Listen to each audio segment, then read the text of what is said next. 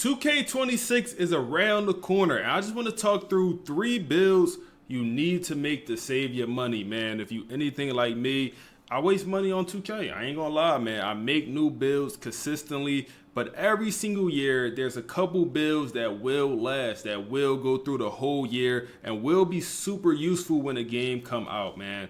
So let's come in here. We'll obviously use the old builder, and when a new builder come out, it's one thing. It should come out around this Thursday. But when it do come out, it won't be the say all be all. We don't know how the game actually plays, and sometimes that's more important than the builder. I believe in 2K20, you could hit with around a 63 ball, man. I think it was 20. I had a 63 ball on the center, and I was chicken. I was green and everything. So just knowing how the game actually plays, that's sometimes more important than the builder. Because if you could hit with a 63 ball, it might not be a point to go with 80, but we'll see. Especially with the pure green window, we really have to see how it plays. But despite how it plays, some of these builds are always going to be useful. And we're going to start off with just the classic center, man. 7-foot center is always the safe height, man. 6'11 to 7'1 is always kind of safe height.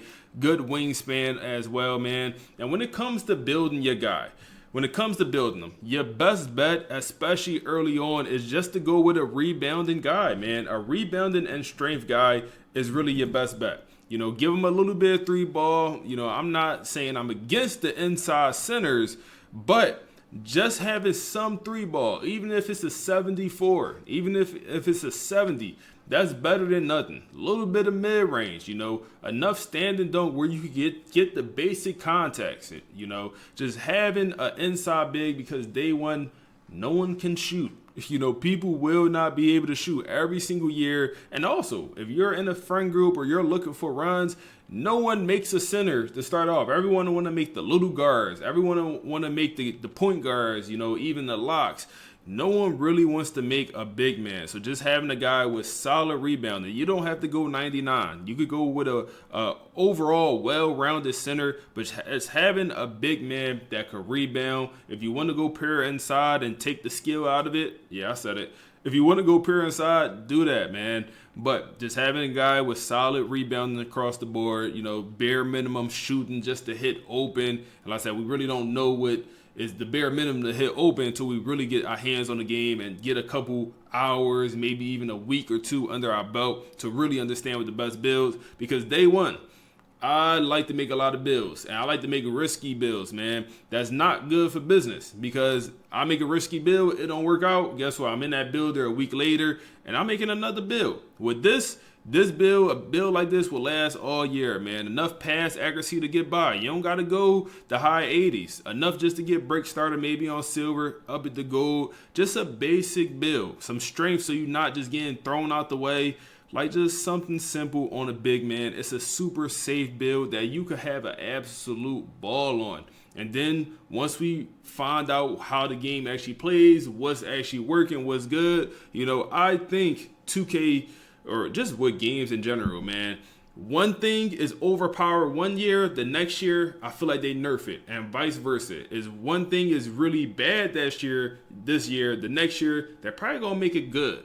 So I think we're going to see that with inside scoring, man. Inside scoring and layups is in a very weird spot in 25. So I think next year, this upcoming 26, I think we'll see maybe not post scorers, but I think we'll see inside guys really be able to make some close shots compared to last year, especially with everyone being the rock, layup time and half in the Rocket.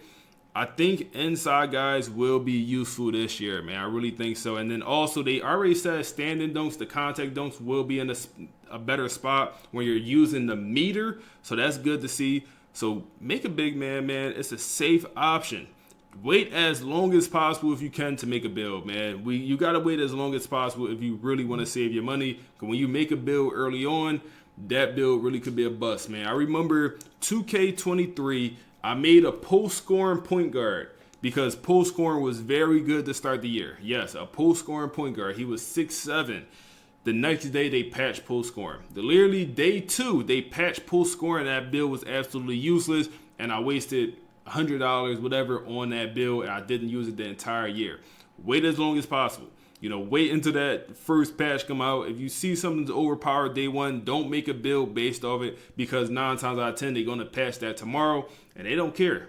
If you made that build, they know you're gonna make another one. They know I'm gonna make another one. So make a safe build like this where you don't have to, where this will last the entire year. Now, obviously, this is just, a rough draft of what a build would look like, man. Obviously, you do want to give it some block, enough block to get by, enough steal to get it past the lane, some speed, like I said, you don't have to go 99 on a rebound, nothing crazy, but just a build where you get boards, play some inside defense, shoot a three or two, but you really gonna dominate on that rebound, and it's really gonna help your rep, because these big men early on, they put up some crazy rebounding numbers just because nobody could shoot. Build number 2 is gonna be some type of defensive small forward, man. Lockdown, if you want to call it, but I'm gonna say more of a slashing defensive small forward, man. Whether you go 6'6", 6'7", we don't know what the meta is going to look like, but obviously you want to give it a lock type defense, man. Enough defense where you could guard ball. And the thing is, like I said, shooting always is in a weird spot. So I'm going to say just give it enough 3-ball to hit consistent. And like I said, we don't know what that number is. Let's say it's somewhere around the 83 to 85 mark. But you want to take off with the dunking, man. Driving early on, and I think also with the dunk meter this past year was in a weird spot.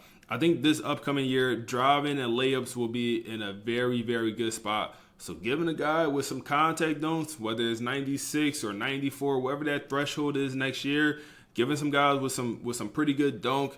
You might not want to go ball handle on this build. It's not really a dribbling type build. I would say bare minimum on the pass accuracy, just enough to get by, saying like 60, throw some block on them. Something like this would be a super solid day one lock build. Kind of a, not a do it all small forward, but small forward, defensive driving small forward with enough 3-ball to get by is always a good build, man. Everyone needs a lock. Everyone needs a lock. And you could even give it, this year, you can even give it some ball handling, enough ball handling to get by, even get that Zion crossover. Also, another thing is, we have no idea about the animations. We have no idea what these animations going to look like, man. The best dribble style might only require a 60. It might require a 92. We have no idea.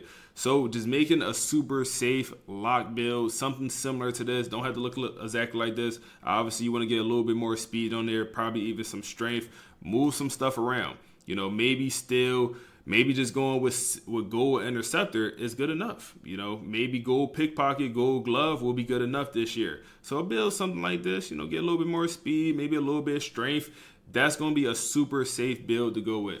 And my last build to go with is going to be a hash, man. And hash gets a little bit sketchy when it comes to, having a build that would be useful the whole year. I think point guard and shooting guards are just some of the toughest builds to predict the meta. Just because we don't know. We don't know if big guards, small guards, at one point this year in 25, everyone thought 5'9" was the meta and then realized, no, that's not it. So making a guard is tough. I will avoid making a point guard day one if you don't want to spend much money. If just because it's a chance that build or that guard build is not the best possible guard build a couple weeks into the game, and it's a build way better. At least at center, if it's not the best possible center, you still be fine. But rocking maybe a bad guard build, you in some trouble. You're in some trouble when you're going up against them demon locks. So here, 6'4" is always a safe-ish height. So 6'4", 6'5", we'll see what it actually looks like. But with this, you kind of want some 3-ball, man. You kind of want some 3-ball, and you want enough defense to get by. So I would say, 3-ball, maybe touching the 90s, somewhere up there. Enough dunk to get by, 80 dunk. You don't need context on this, but just enough to dunk open. This is one where you want some ball handling, maybe not enough ball handling to run the one, but enough ball handling where you could go get your own bucket, man. Enough speed with ball where you could go get your own bucket. Bare minimum passing, and then you throw the defense on a number where you're not the lock, but you also not fooled. You could take this build in a random rack, 85 across the board. Maybe even throw some on the block to get, you don't reach threshold, but we don't know what threshold is next year. But throw some block on it also. Some speed, just a build where you could run the 2-guard, and maybe even if you put in a random rec or, you running with your friends, you could also run a one sometimes, you know. So this is like a safe-ish build, man. Like a little swing, a little shooting guard here. Not swing, but a hash here that could also, you know, run someone and kind of do it all. Super safe build, man. Super safe build. You can even lower the wingspan, go more three on them. It's a lot of potential here. Even get the contact dunks on a build like this. This is a solid build. Obviously, we don't have the builder for next year, but a build like this will always hit the threshold, meet the cut, man. Do what it need to do. But super quick video, man, just showing y'all some of the top 3 builds you should consider making day one, especially if you want to save your money and not constantly make builds like me, man. If y'all enjoyed this content, make sure to like, comment, subscribe. I appreciate y'all, boys. And more 2K content will be coming soon, man. We're going to go crazy on the 2K content. Appreciate y'all.